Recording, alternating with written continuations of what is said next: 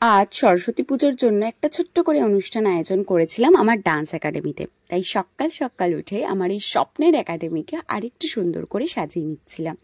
সবাই সরস্বতী পুজোর জন্য এসেছিল নাকি আমার জন্মদিনে তা বোঝা কিন্তু দায় ছিল।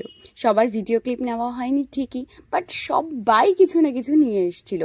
সবাই মিলে অনেক মজা করলাম, অনেক হই হুল্লোড় করলাম। তারপর সন্ধ্যাবেলা একটা ছোট্ট করে নাচের অনুষ্ঠান আয়োজন করেছিলাম, যেখানে কিন্তু নিজেরা মিলেই নাচ তুলেছিল। আমি কিন্তু কোনো সাহায্য করিনি। তারই একটা ছোট্ট ক্লিপ রইল।